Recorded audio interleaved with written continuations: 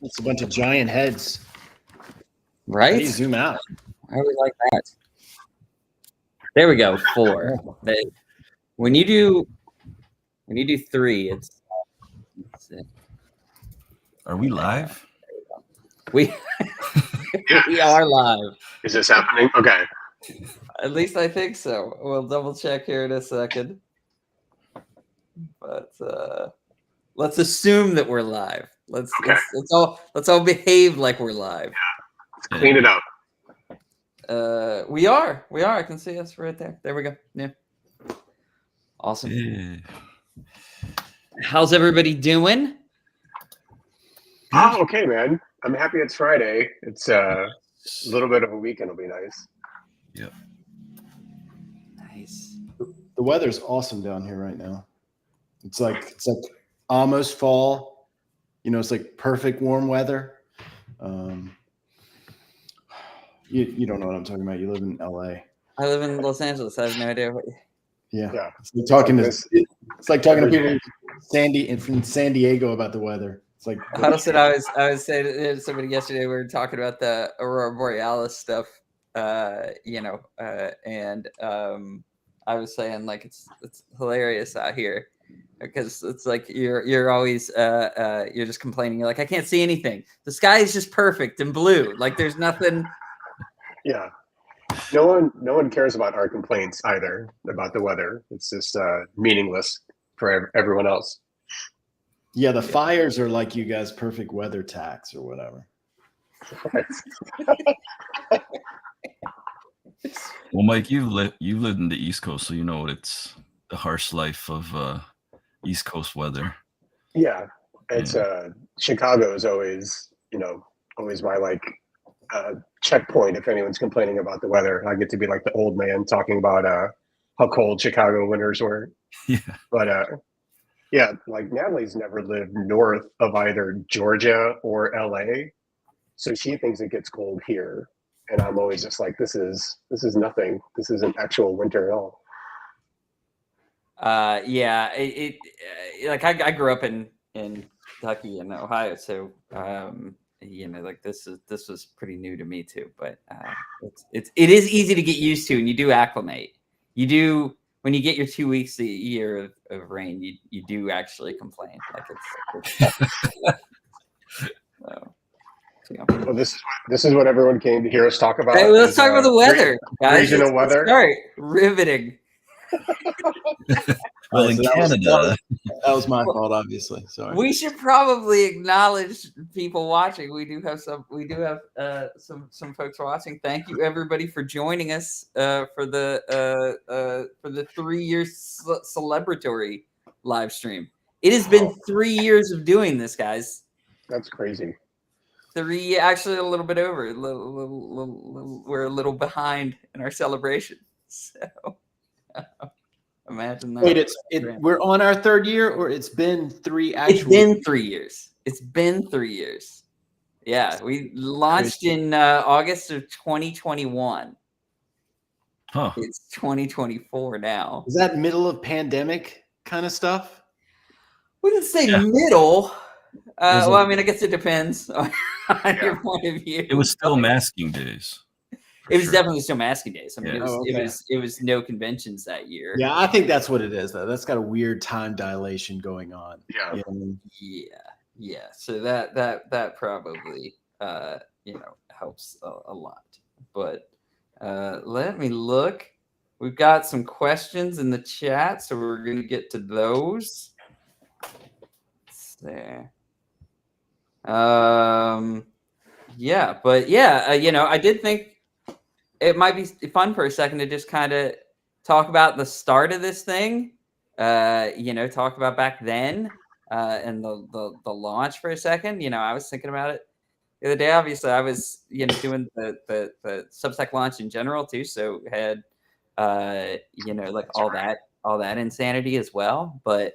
What were you guys thinking the day that we launched? Do you remember? Do you remember what was going through your brain that you can say publicly? It happened so fast, so we couldn't really process it. It was just like we just launched, right? It was It like, was just an wasn't there email. like Like a it was crazy very, amount of it was artists? a really surreal feeling Yeah. of like hitting publish, you know, and you're out there. That's to me is still the most mind blowing thing about all of this in general is years of working in a thing where it's like you finish a comic, you know, there's 18 more weeks of working on that comic one way or another.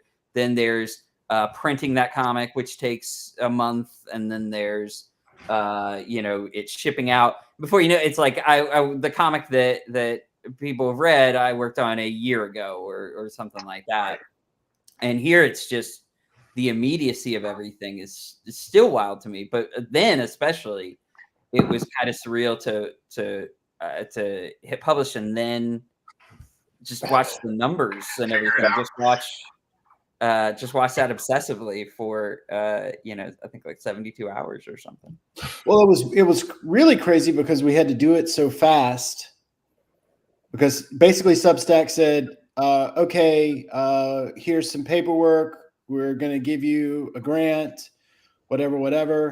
We're launching in a month and a half or something like that, or less, or a month or something like that. And Mike, you were doing Spawn, weren't you? Yeah. I think all of us were. Yeah. Mike was project. Mike was like, I can't do anything for like 3 more weeks. I've got Spawn, and Huddleston was busy finishing the last issue of Decorum, right?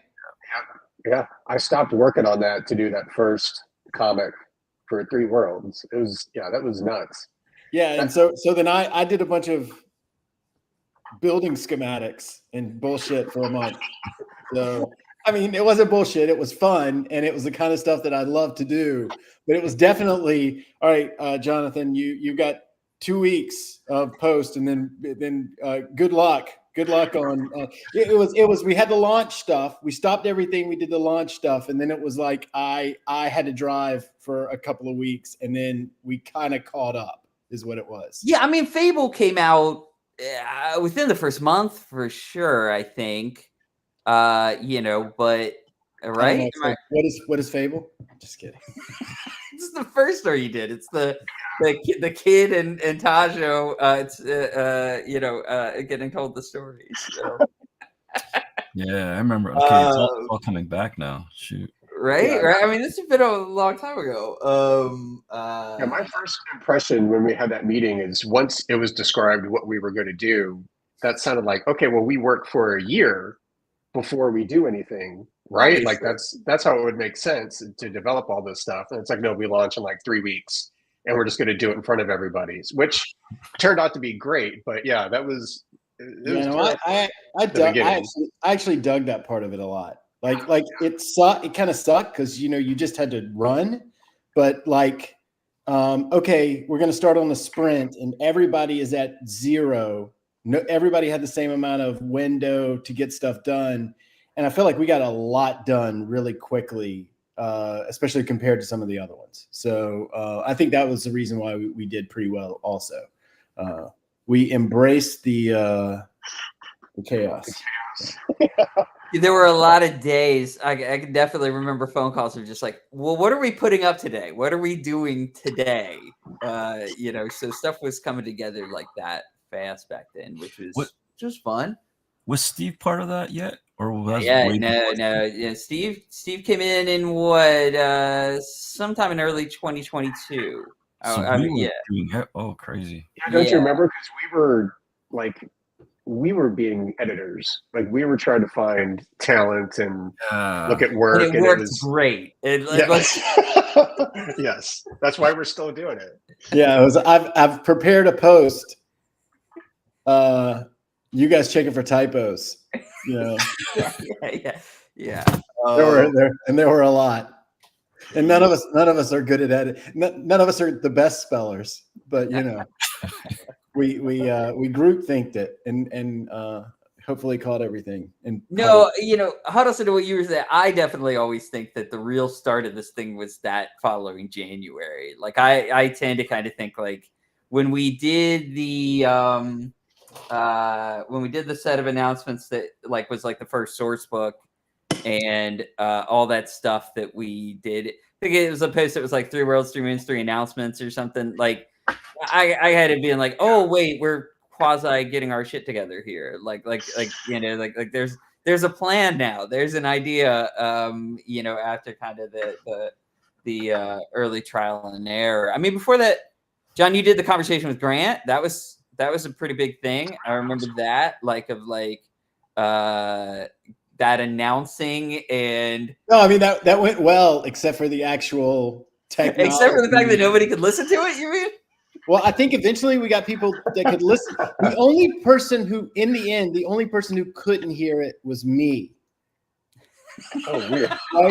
Right? So everybody could hear it live. Grant could hear it live, and then I was on a delay. It was. No, you were not the only person. Like loads of people couldn't log in. We had tons of technical difficulties with it. It was wild and it was a mess. And it's funny. I've had a lot of conversations with Grant, and that was by far the most difficult one. Well, there was a weird undercurrent of knowing that it wasn't working. Like there was both you and Grant kind of could sense. I think there's been a problem here. I think the start was delayed by a half an hour. You could kind of see in the interface that people were getting they would get in and then they would get booted out. I mean, I think we can finally tell the behind the scenes story of that. Was basically Substack had no back then. There was no app. There was just there was a lot less infrastructure in general to hosting stuff, and we had promised it as a subscriber reward, which meant that there had to be a paywall, and there just wasn't later on we figured out how to do these things first through Vimeo, and you could embed the Vimeo video, and you could put it behind a paywall, and Substack had created kind of paywalls within posts, which helped a lot. But at the time, we were just winging it, and every time I would talk to them about that, they'd be like you send out an email, that's what you're supposed to be doing here. And we were like, no, we want to do all this dumb ambitious stuff. And so we found an app that kind of maybe, let's just say, overpromised. I was like, why don't we use something big like YouTube? And you were like, I think I found a solution. There's a third-party developer in Bangor, and yeah. These kids have moxie, I think. Again, it was the paywall issue. It was of course we can do it on YouTube and everything, but we couldn't figure out how to get it behind a paywall at the time. And I think that the issue was sort of when I talked to the guy that offered the service. He was so nice, but I explained, I was like, I think this is going to get a lot of people showing up, and he was like, oh yeah, no, we can handle it. And I think it's something. It was something like 3,000 people or something were trying to log in at the same time. And I was on the phone with him. I remember being like, "Hey, this isn't working." And he was just like, I can't believe how many people are trying to log into this thing. Yeah, the most users we've ever had was 25. Yeah. Yeah. It was so nice. Live and learn. So that was a fun one. The ones after that went pretty good though, right? The Brian K. Vaughan one was fine. All the other ones have been okay. Generally fine, but that one was definitely fun. Yeah, I'm trying to think of just those early posts, some of the stuff that was in them. And what else we did during that stretch. Yeah, I remember Fable coming out, and seeing the first pages of that from you, Huddleston, and being super, super excited about those. I think that's a 5-pager, 6-pager, something like that. You turned that around fast, so I remember that. I don't know. I mean, I could count right now. I don't remember. I think 8 at the most. That first page though, when I did the painting of the house, I think I was still getting like my feet under me, doing like more concept-y type stuff. But that was one of the first times like I gave Jonathan a piece of art, and he was like, "Are you finished with this?" Like it was the first time he's like, "This isn't good enough." I think I accused you of like kit bashing it or something awful like that. You let me know. You're like, this. I mean, after all the decorum stuff, where you're like, it's fine, whatever. I turned this piece in, and you're like, no, this is not good enough. I'm like, oh shit. Okay, I better turn the heat up on this one. But that stuck with me. I'm like, okay, well, he will tell me if something's not good enough. I know that you had to do therapy after that for a little bit. I'm still in it. I'm still working through it. I was definitely, just to be clear, and if I haven't publicly apologized or privately apologized for that, I was way over the line. Way over the line. It was fantastic that you did that. That's the thing that I do remember. Made your day. Yeah. When we were talking about early difficulties, like we're talking about the tech stuff, but I was remembering, Nick, do you remember us getting to, I think it was San Diego, and our whole display got shipped to us, and it was just empty containers? Do you remember that? Definitely do remember that, yes. All the nightmare you guys were having to go through of like shipping companies and someone driving 100 miles. Oh God, I do remember that now. Oh, that was when Wacker was on board, and didn't he have to drive somewhere and go grab it all or something? He had to take Steve had to go get some Jeremy Atkins, who helped us with PR stuff, was really fantastic. About helping pull all of that together. But yeah, the convention booth stuff in general. There's always something wrong. So just you gain a whole new level of respect for the thing that, if all you've done is just kind of be a creator and just making the books, all that stuff is super invisible to you. You show up, there's a booth, you sit down, you assume that this is all like magic, and it's an absurd amount of work that goes into getting those things up and running. And I don't know, have any of us, none of the four of us were like ever like kind of like DIY creators, I don't think, right? Like Del Mundo, would you do your own booth and stuff? Like would you do your own booth setup and stuff at cons? Yeah. Yeah. I used no problem. But I mean, that's just like a banner. Like, that's that's different when you're just kind of showing up and putting stuff on that back wall or whatever. That's about the farthest that I had gone before. Yeah. Me too. So yeah, I just remember you texting me freaking out about it, Nick, and you were like, the boxes are empty, and I think my response was just so we don't have to go to the show. Does that mean we could just hang out and drink beer or something? It's a little inside baseball. The one of the things about John that everybody out here should know is when something isn't going to work or something isn't going to come out, John gets a little like smile, and it's just like, well, I guess they're going to fire us. Like it's in general a hope that the best thing that can happen to you in any of those situations is you just don't do it. You ever watch Party Down? Oh yeah. Oh yeah. So the episode in season 2, the first one where Jimmy Simpson, I think is the actor's name. Right. He's the Jack Onassis, whatever, the rock star, the Marilyn Manson guy, right. And all he ever wants to do is get fired. That's my spirit animal right there. I watched that episode and I was like, I feel this so much. You feel seen. Yeah, I mean,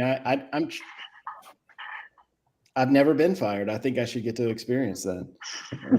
Well, those early days, that was when I'm like, how does Nick not have a heart attack with all this stuff? Because like I was only hearing, like a part of all the business stuff or part of all the just the horrendous things like the convention and everything. And I'm like, I'm stressed out and I'm barely exposed to this. I'm like, how does Nick like not just seize up, immediately under all the stress? But I don't know. That seems to be something you can do. We told you on Look, I enjoy this. You know, for me, you know, thinking about just the 3 years and everything, like, the real fun of this has been kind of learning and getting to do all the other things. Like, you know, as great as it is to like make a book, and as great as it is to, you know, tell a story. This where you kind of, you know, are putting together the entire operation, the entire means of distribution, the entire, you know, the entire infrastructure around it.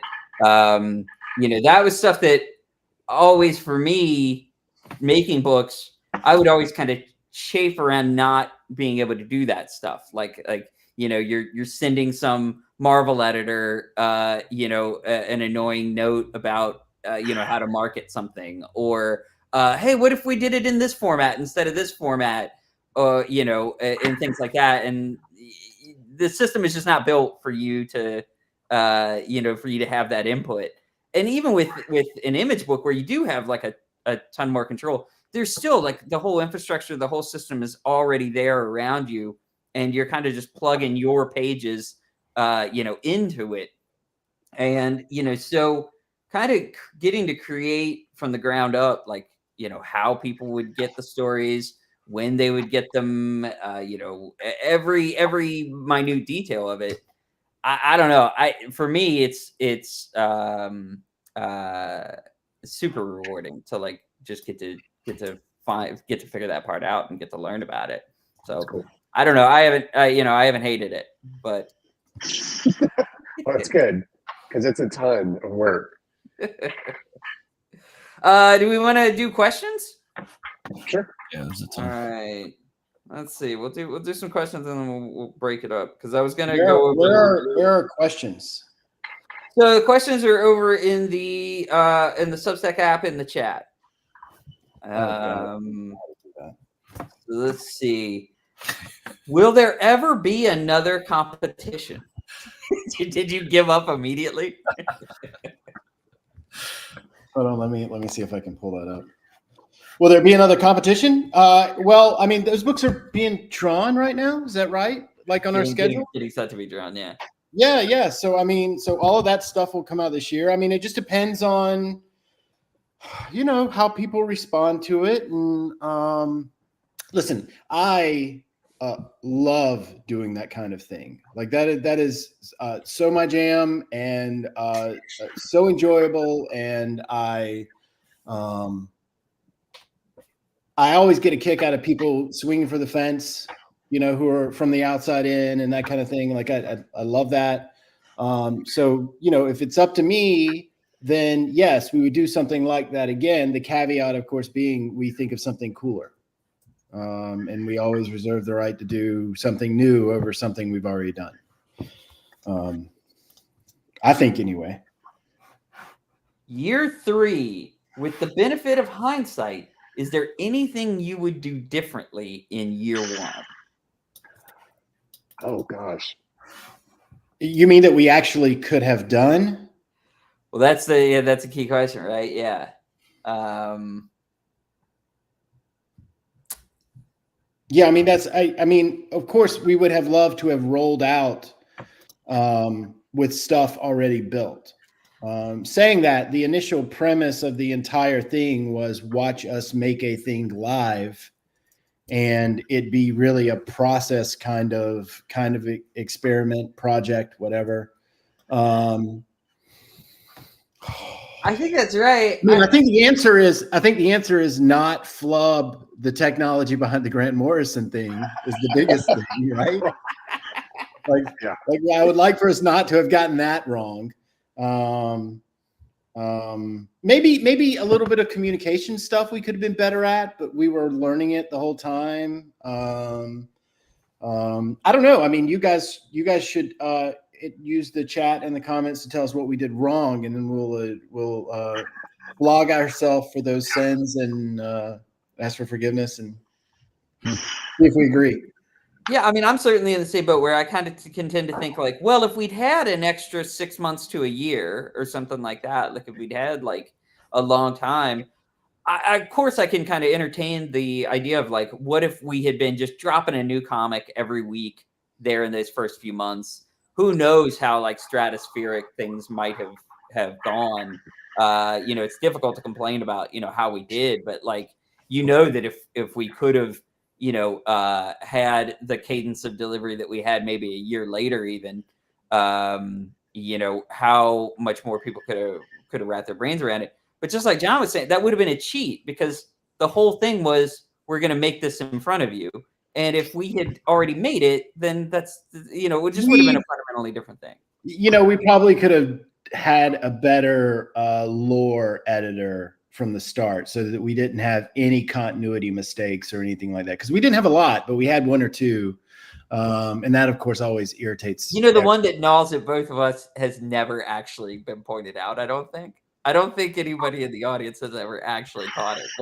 But we do have one that gets brought up quite a bit. That yes, I think I'm more of an attention to detail.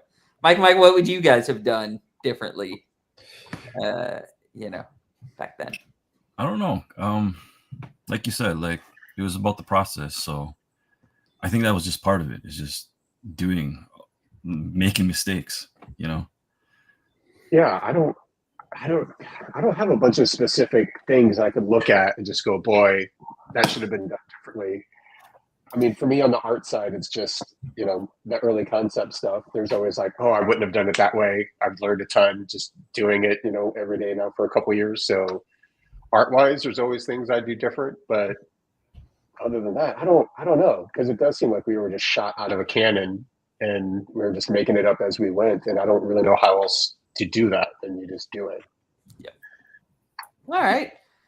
Let's see. What are some of your long-term aspirational goals for this project? Not necessarily immediate realistic goals, but where you may want to see 3W3M go in the future.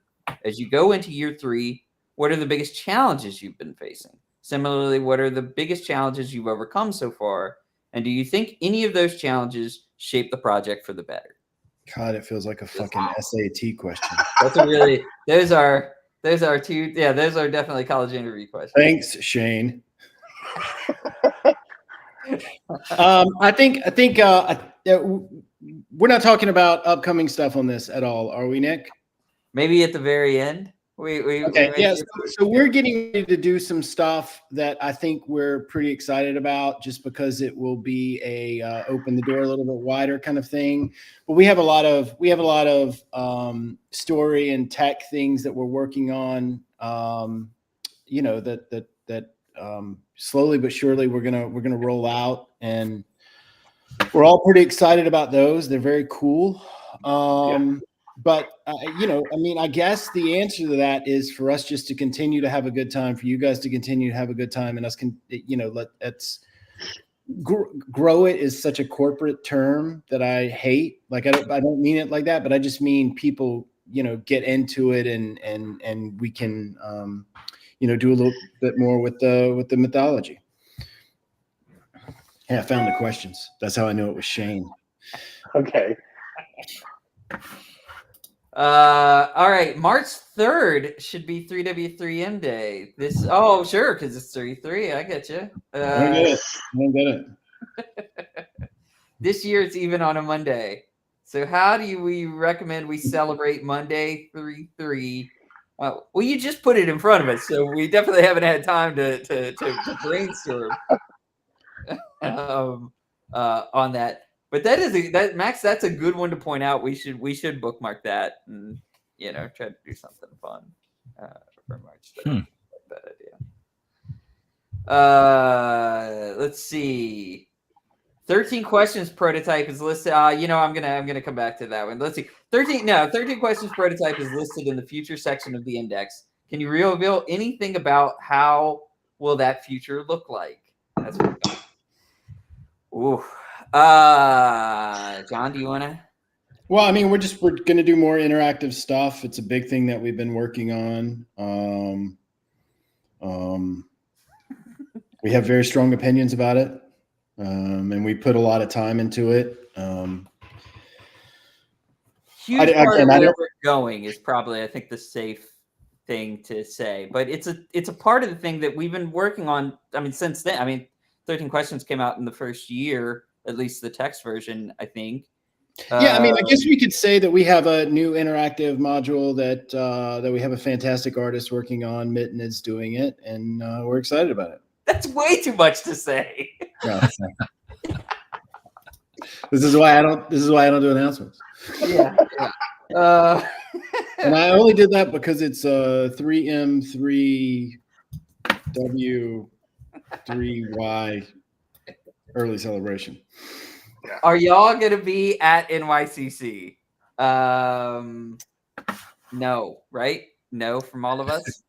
Are you going, Delmundo? No, I won't be there. Because your passport's expired? No, I got a new one. It finally came. Cool. It looks really cool. Marvel Studios asked me to fly out to London the other day, and I was like, I would love to, but my passport's expired. And it was such a tier 1 excuse. I don't think I'm getting it renewed anytime soon. You know? Oh, wow. Sorry, can't travel. No acceptable personal identification. Anyway, I'm gonna let my driver's license expire and just Uber everywhere.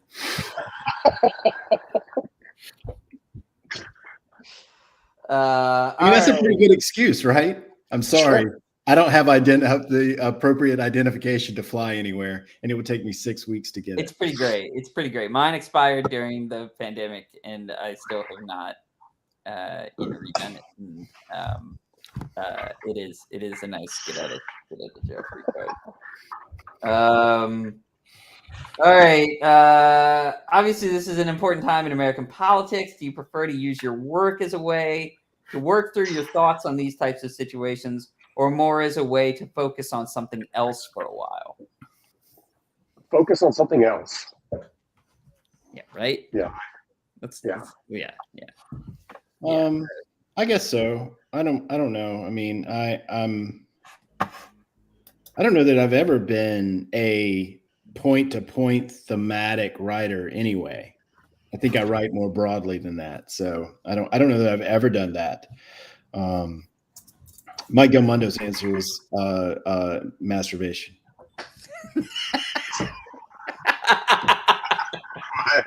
He just texted me that. He's like, "What are these guys talking about politics?"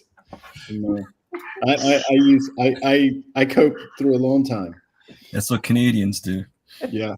Hey. How does fan feedback inform the work in your independent brand versus fan feedback at a larger entity such as Marvel? I think they're talking to you guys, obviously. Wait, what's the question? How does fan feedback inform the work in your independent brand versus fan feedback at a larger entity such as Marvel? I have a bad answer on this, and that I do everything I can to not read anything about anything I've done. So I tend to not know if people are enjoying it or not. I think go ahead. I'm sorry. No, I think for sure the feedback is you're getting more feedback with 3 Worlds, 3 Moons on my part, because most of the stuff I get from working outside of that is just, oh, this is a great cover. Oh, this is a cool cover. Like, it's mostly nice things. 3 Worlds is nice things too, but you really get some detailed opinions on like what we should do, because we've kind of opened the floodgates to allow that, right? Like, that's what we had it originally for, the process. So there's a lot more opinions, and a lot of them are constructive, you know? Yeah, I think that's right. I mean, for me, it's different because, like, when you're talking about you make a book and you put it out and it gets published. What you mean is, oh, I'm not gonna go read the reviews for the book, right, or I'm not gonna like look on social media that day or something. Like, those are kind of the usual rules. Here it's different because when you do something, you put it up to post. There's comments on the post. And there's people kind of directly responding. But what's different here is it's a community of people who are there specifically for that. It's not like a broader comics conversation or like something that's kind of out in the general public. Like it feels much more like a walled garden situation where the people who are there are kind of plugged in and locked in. We only allow paid subscribers to comment on things, so it's somebody that has some skin in the game. It's somebody that is, supporting it financially. And that to me, like, changes the total dynamic of the nature of the feedback. It's like Delmondo was saying, like, I think it's smarter feedback. I think it's like more thoughtful in a lot of ways, but I think it's somebody that's investing in your stuff. So I think of this stuff differently because we talk about this stuff in meetings. Like so to me, this isn't like what I'm usually avoiding. Like this is stuff that becomes like part of our plan where usually I'm like, I don't care what so-and-so on Instagram has to say about something, that's usually what I'm just like, I don't want to get involved with that at all. Yeah. I think it's two things. I think this is more like when you produce an indie comic book or an image book or something like that. And that the people who are here for this, or they're here for you guys, like it's a, there's no, cipher of a Asgardian god who's what they really care about in between you and the fan, right? So it's just a different experience because they're not here for Spider-Man, they're here for us, for better or for worse, but I think the second, I think the second answer to that is I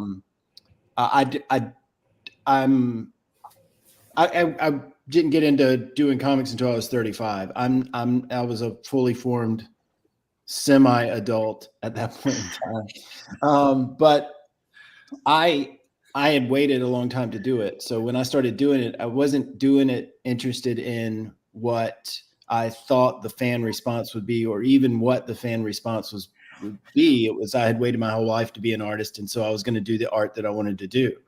So, and that's never steered me wrong. And so I've never backed off it. I definitely have moments where I'm like, oh shit, people are going to scream about this. Do I want the noise? Right? Worth it or not worth it?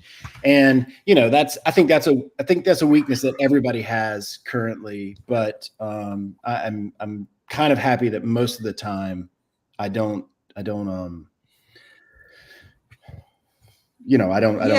cater to that or yield to that or anything like that, or I just drive a third direction. I just go off road. So, well, to me, like a part of this that I fell in love with really fast is exactly that, of like, again, kind of just not being a part of like a broader conversation. Like sometimes I'll see people be like, they'll notice something we're doing, or something that we're doing gets picked up like in an article somewhere or whatever. So there is kind of that external conversation, and you'll see people kind of be like, I never hear anything about this thing. Like from the outside, and I always tend to think like that's a feature, not a bug here. Like that I really like that it's kind of its own private island, and that it kind of exists separate of the bigger conversation, because the bigger conversation to me is where things always start to get really, really toxic, starts to get really ugly and noisy, especially if you're working on like Marvel and DC stuff like that. Okay. That's such a high wire act of kind of pre-existing fandoms and things like that. So I kind of love that thing of a huge part of the thinking on this in the first place was like, what if the community around the work are the people who are supporting it directly, rather than kind of an osmosis, kind of several layers out situation where anybody that's worked on a Marvel book has had the experience of having a panel or two cropped out of their Marvel book, and that going viral, or things like that. And excuse me, sir, this is not therapy. Yeah, and we have a lot of questions. What do you say we don't deal with the demons of since past? But it's just not a thing that it happens less with creator-owned work in general, I think. So like it's less true overall. But it's even more the case here, where I think that you get to kind of have a conversation with people who are having a sustained relationship with what you're doing, rather than kind of, oh, I just heard that something is happening. We're all going to have a 4-day conversation about it. So, let's see. So Nick's doing well, guys. That's what you need to understand. Let's see. It says, here's a question. Nick Spencer is now credited as one of the 3 world's 3M creators. What is his role? Obviously, John, what's my role? Obviously, he's a camp counselor, and we're getting all through this. No, I mean, you've been part of this the whole time. Like, we ask you to write and stuff like that, even when you were at Substack and whatnot. But as soon as you left there, you came over here and, have kicked ass. I really appreciate it. Never been happier. Let's see. I like we had this. a lot of questions. Yeah, right. Okay. Carson says, do you think that I have or have not seen Planet of the Apes? Oh, that's a bullshit question, Carson. You clearly have seen one Planet of the Apes, as there are like 12 of them, Statistically, your odds of getting through whatever point of life you're at. Unless you just have a ridiculous ape aversion. I bet you saw the Mark Wahlberg one, right? That's a Tim Burton directed one, right? Yeah. Helena Bonham Carter was an ape. Who would have saw that coming, That's right. All right, I'm just kidding. We skipped over a couple. Did we? What is will comic size be available for this series? What does that mean? Not sure. I suspect the size might be a typo there. You think they mean instead of 8.5 by 11, 10.5 by 6.4? format. 6.875, whatever. Be available. Probably not. We had that argument a long time ago, and I lost. You did. Because you were, and you left out the most important part. You later admitted that you were wrong. Well, I think somebody else was complaining about the European sizing, and I think that my contrarian side just made me immediately take up for it or something. Right, sure. Is how I. Don't tell me how to feel about this. All right. I had to get used to that. I was so used to the length more than the width. Yeah. Yeah, how do you guys like it? Like how do you like working on a page at those dimensions? Like what are the pros and cons there for you? Go ahead, Mike. No, I'll be quick. It's just I've worked in the 7 by 10.6 for forever. So when we went to the 8.5 by 11, I was like, oh, there's a lot more space in between, but I was so used to just building so high. So it took a while. Yeah. I still think I'm getting used to it. But I like the fact that there is space. Like for like the interior stuff, not the covers, but for interior work. It really works well because it can add a lot more panels and stuff like that. Yeah, I think it's instead of the average 5 panels per page that you would get in an American comic, you're at 7 or something like that. Yeah. And I think it's really useful. Have we announced mine and Mike's thing yet? No, so don't. Okay. Anyway, just assume we haven't announced anything. Why do I feel like I would just say that Mike Del Mundo is really, really good at using the 8.5 by 11 pages. It's true, but I don't know what you're talking about.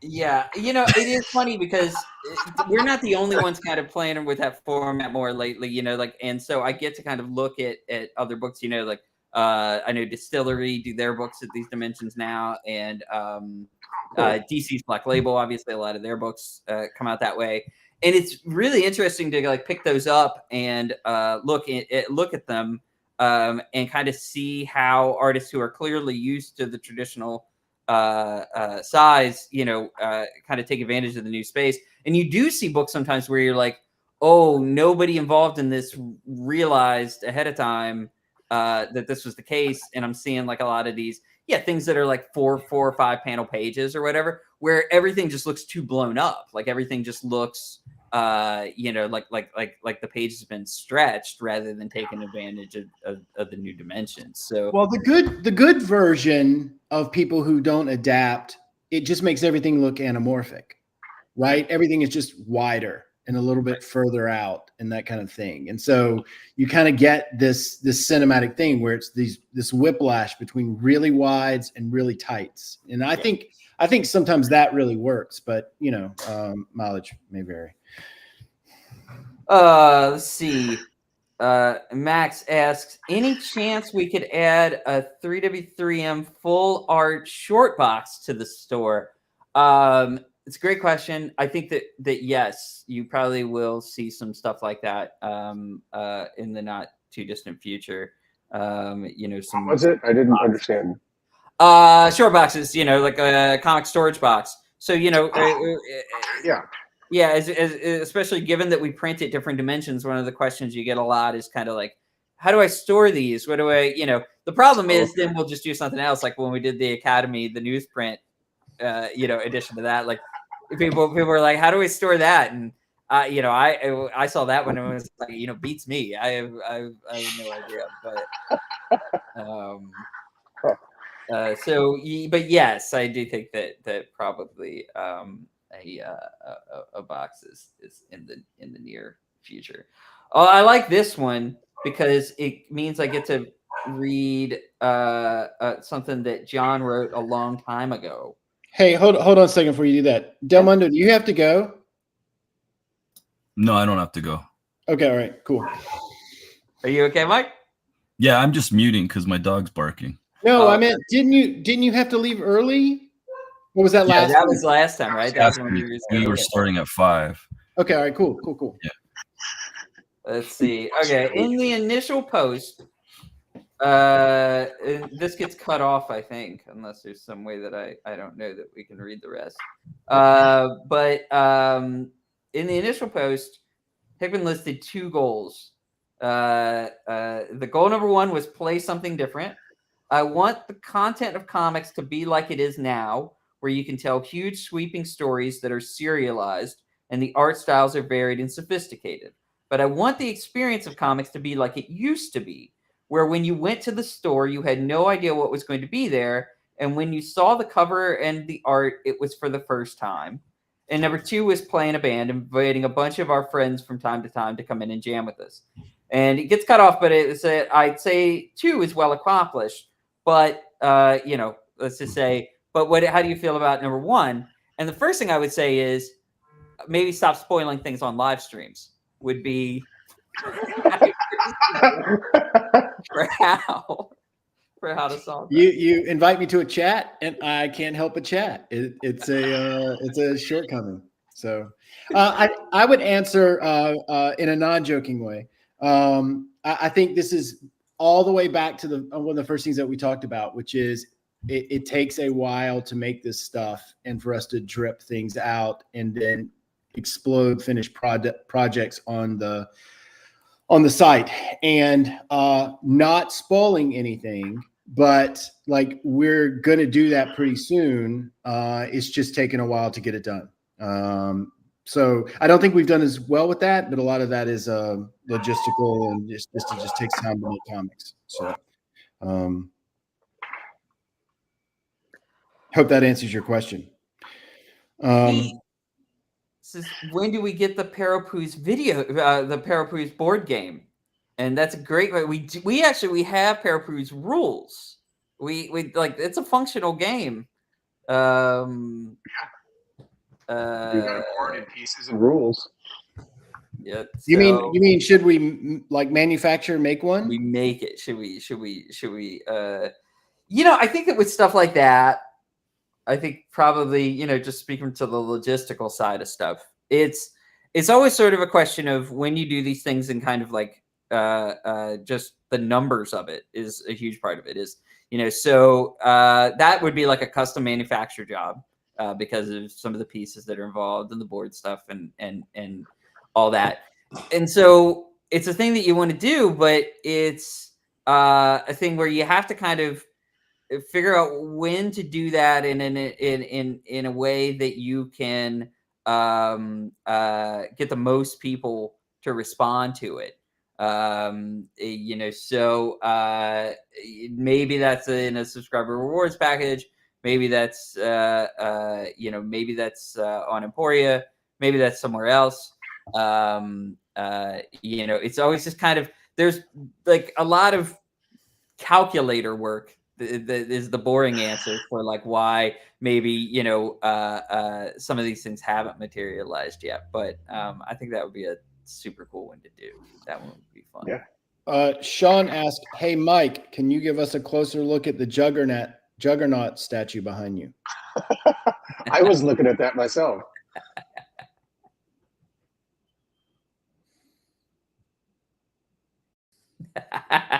Jeez, it's huge. What is that from? Oh, you're muted. You're muted. Yeah, Mondo did this on that print company. Go big this. Look at his booty. Best booties ever. Just like I always imagined, yeah. That's crazy. All right. Tomek has a question. Will there be an ongoing comic telling the story of the cycle change from science to magic? I'm not going to answer questions like that because you're yelling. What I would say is, I guess the diplomatic answer here is something like, don't ever think in terms of one comic is probably the I think we've said some version of that from day one. That's just not how this is ever going to materialize in that sense. But there's some pretty cool stories about exactly that are coming up. And I think what we probably could say today is like, there are some longer stories coming, like that there's longer form work, in the not too distant future, on these things. But I think that one of the biggest challenges that we've had from day one, has always been that kind of, why is this not just a regular ongoing comic that I can buy the same way I buy all my other comics? And why does it just not kind of fit in that box? And I mean, to me, the answer is always kind of a simple, it doesn't fit in that box. Like, that's just not, that wasn't the artistic intention, right? Like, so I tend to think of it that way, at least. But does that sound right? I think so. That may not have been a diplomatic answer. So. Well, okay. So the next question is, you were talking about how busy you were with other work when you started Substack, started this Substack. I was wondering how much of your time goes into 3 Worlds, 3 Moons nowadays. It varies. Like, the goal was always to build a cool company that could do the things that we talked about doing from the start, right? And obviously, we have a lot of people working on a lot of projects. If you're asking me personally, like, my goal is to do one cool, like, longer story a year, like a graphic novel or something like that. I'm doing that. As for what the other guys' objectives are yearly, I don't know, Mike, what are your yearly objectives for 3W3M? I'm pretty simple. I just want to do some cool books, like, I'm pretty, like, for me, like, my goals are simple. To just see a nice piece of art at the end of the year, possibly like a nice hardcover like we do. Maybe. I don't know. I don't want to spoil anything or whatever. Those are my goals, man. My goals is don't want to talk about anything. My goals are just said, my goal is to work with Mike Del Mundo. and not hurt Mike Huddleston's feelings anymore. Those are my 2 long-term goals. Let's see. All right. What you did you learn? You didn't hear Huddleston's yearly goals. Oh, that's right. God, how did this get turned into goals? Yeah,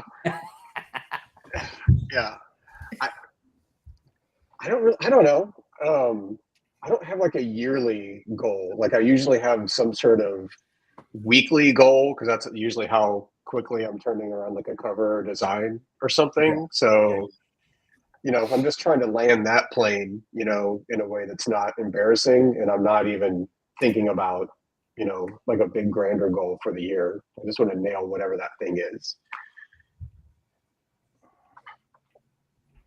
Let's see. What have you learned from doing this project that you feel will influence this and future works? What have you?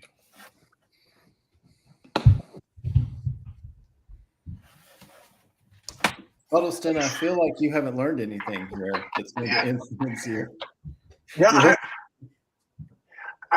the thing that I really liked about this is weird, but like almost every time in the past where I did like a decorum or a butcher baker, like a project where I got to do whatever I wanted, I had to go take a work for hire job, to make money immediately after that, and I couldn't do any of the stuff I just spent like the last couple of years like building. So I had to like completely shift out of like what I was doing, and being able to go from decorum into this and just have this continued process of we're just going to keep imagining and making cool stuff. That's been great, just to have a few years to keep developing that thing.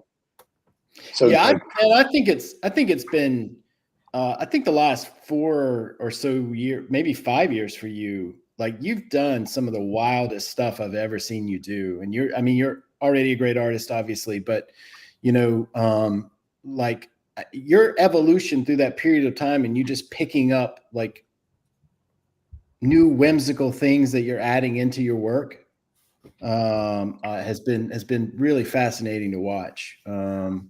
For me, that's the side of the thing that Nick was talking about us having this kind of like little fishbowl that we're working in, where it's just our community and us, and we're not necessarily exposed to like a different part of the comics making audience. Is the encouragement to just keep pushing into crazier ideas or designs or art pieces. Like that's one of the things that I like the most about Three Worlds.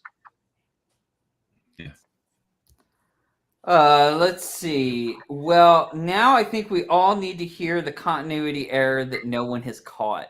So I think no, absolutely not. Do not tell that. If I can't talk about the bullshit that I want to talk about, then you're not allowed to give that away. Can we put a timestamp on when John got sulky about not being able to spoil the announcements? Yes. Can we... All right, let's see. I like the sealed off nature of and being here, but do you think there's a point where the stories become available in bookstores and such, or somewhere for people to get into it? So John asked that answer. Yeah. I mean, what I would say on it is just yes, we definitely think a lot about how to kind of expand out now, and that's definitely going to be a big thing in the near future of kind of the next step of that. It's probably safe to say that yes, we definitely think that we're getting to the point now where it's time to open the doors a little wider again. I think this goes hand in hand with I think the next question is something like, will there be a 4th source book? And the answer to that is no.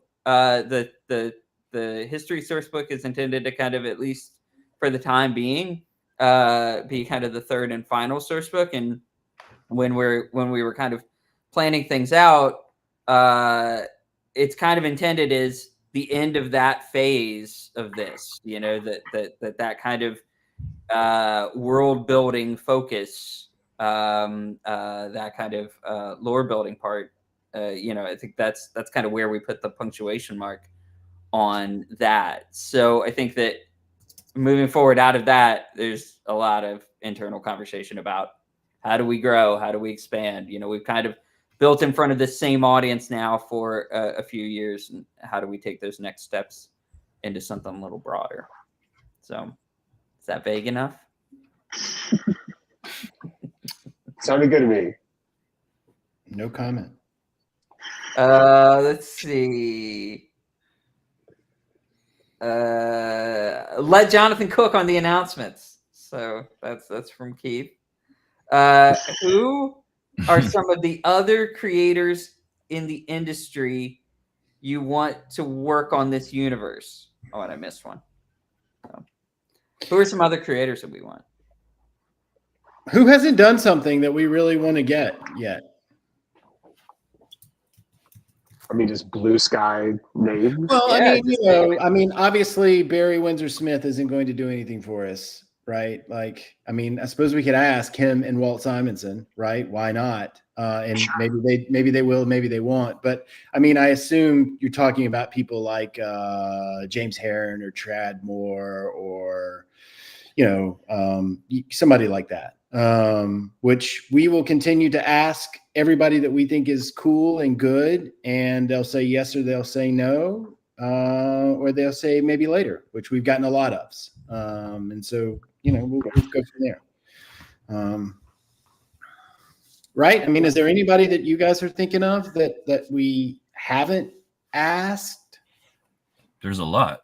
I mean, no. Well, yeah. I mean, I don't know. Have we not asked them, or was it like a maybe later kind of thing? On some of those names, I think it's a maybe later. But I think you listed a couple of good ones there with like James Heron, Trad Moore would definitely be two. I would love for Somni to do something. Like I would really like that. Mike, who are some guys who are some artists you think we? Yeah, I like a lot. Even like the new artists like DK Ruan and Simone DeMeo and just there's so many, man. Like I'm sure you have a ton. Yeah, I mean, like I don't have we talked to Matteo Scalera and those guys? I mean, I can't. And Crystal and yeah, I mean, Kennedy would kill it. Like there's so many artists. Like yeah. So I mean, there's so many sick people now. Yeah. I mean, what happens? I'm sorry. Go ahead, Mike. I was going to say I know I'm going to mess up her name, but Lene Sturta.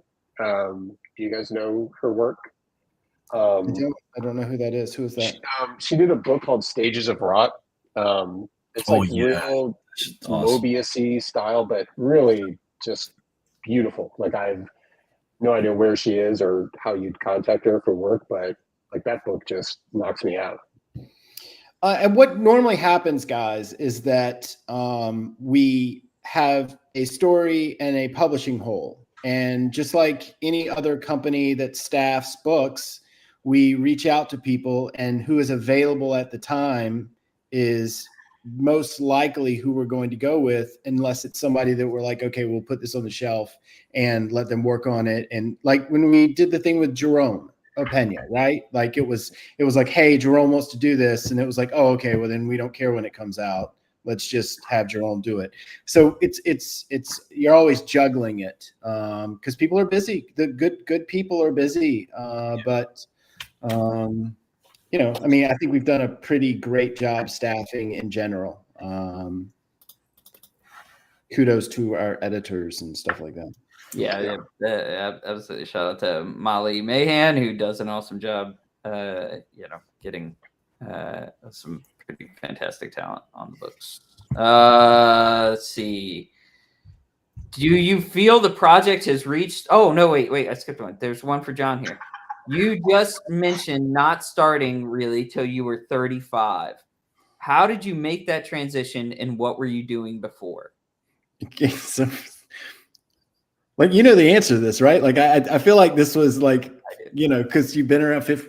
All right, so I was an art director at an ad agency. I always wanted to do this. I decided that I was going to do it, so I took some time and I made the first 5 pages of the Nightly News, which is the first book that I did. I FedExed it to Image. They messaged me back that they would give me a publishing deal. I quit my job. I started doing comics. Like that. It was that straightforward. Made no money for 2 years. Freaked my wife out. We had a kid at that point, another one on the way. It worked out okay. You had your second on the way at the time. I didn't realize. I didn't do the math on that. So, yeah. No, that might not be right. No, yeah, it is. Yeah, it is. Yes. So, yeah, she may have been pregnant, which is, you know, doubly scary or whatever, right? So. Yeah. Not sure if you guys or the other artists are more digital or physical, but is there a chance for original art pages going up for sale? Like you guys are both entirely digital right now, right? Are you both doing entirely digital or? Except for commissions, like I do inked commissions and sketches and stuff like that. But for commercial work, yeah, it's all digital. Yeah, mainly digital. Do you do commissions, Del Mundo? Once in a while. The last commissions I did was with Three Worlds, like all the stuff we did for all the conventions. Okay. So, but yeah, other than that, it's just digital, and I do a lot of the concept stuff that we do. I do a lot traditionally. So I have like my own kind of Three Worlds, Three Moons sketchbook that just whatever ideas I can come with. So who knows? Maybe we'll sell that. Can we sell that? Yeah. You know what we could do? We could do it like James Jean did with the with his Process Recess book. Sketchbook. Yeah. That would be a cool idea. And you can get, for everybody watching this, you can get a personalized Mike Huddleston original commission. It's like $50. It's cheap. Yes. Yeah. I got like a ton of your originals too, Jonathan. Still, yeah. But you and Mike, when we had that creative meeting, you're just sketching the hell out of it, and you're just like, I don't want this, and I'm like, I want this. That's funny. Yeah. Do you? It's hanging up in your toilet in your bathroom. It's in my nice portfolio case of great art. All right. I gotta save one of these. Would there ever be thoughts about including creators/stories in other mediums? First was thinking off manga style, but also things like short stories/animation, etc. It's a great question. Yes, we've thought about it. Yeah. It's definitely a thing that we thought about. You know, we've done little baby steps, I think, on this stuff. Like one of the things I'm really proud of in the map source book is, you know, that we got a lot of illustrators from outside of comics to come in and do those maps. And you know, I thought that was really cool to, you know, have some, you know, some folks kind of outside of our world. But I think that, yeah, going forward, the other one that I always like put a pin in and keep trying to come back to is just prose. Like I just would love for us to just get some great novelists then to just you know, do some serialized prose stuff. That's cool. That's one that, yeah, I just we keep trying to find. We've talked about that from day one and just haven't pulled the trigger on it yet. Yeah. Just keep wanting to do that one. So I think that's one that maybe we have had some cool. We did, you know, get a really cool prose story from Mal Ewing.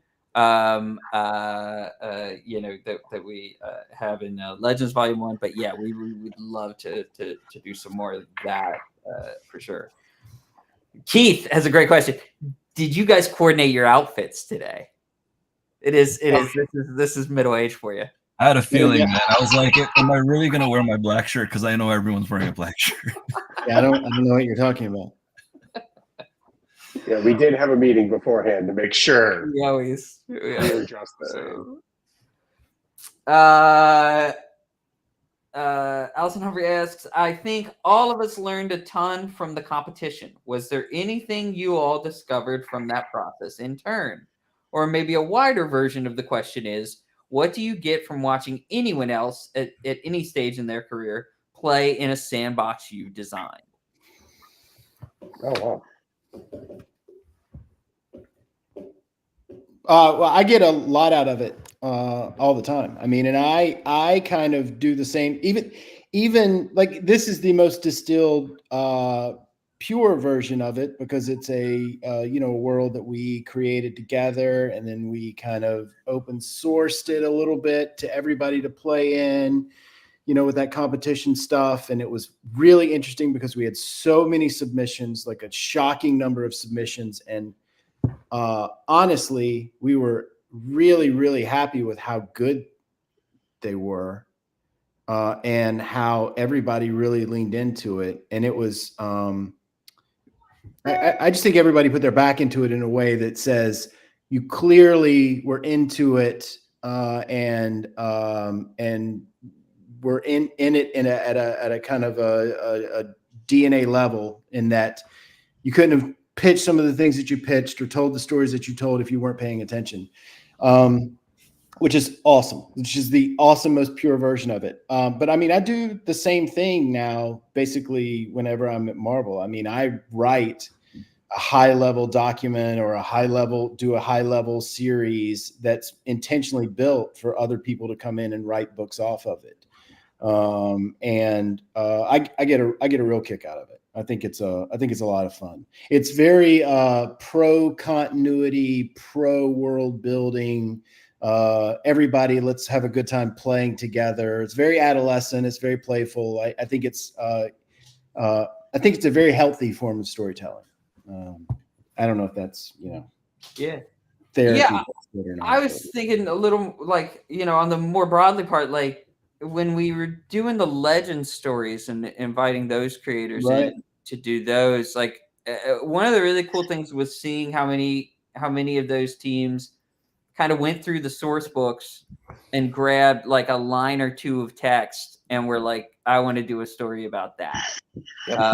That was definitely one of the most like affirming things, especially there, because like I mean, some of these are really, really fantastic. I mean, all of them really are fantastic writers, and like anytime as a writer, you can be kind of like you can see that some small thing that you did in a bigger book, when that gets picked up by another writer, like you always know, you're like, oh, there must have been something there.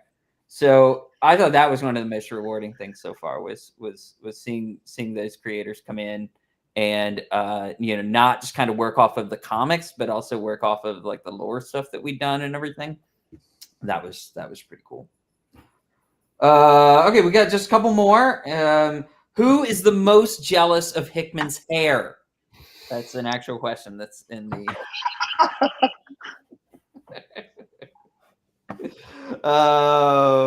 it's all of them equally is the answer, just in case nobody wants to fess up. So did you submit that question yourself?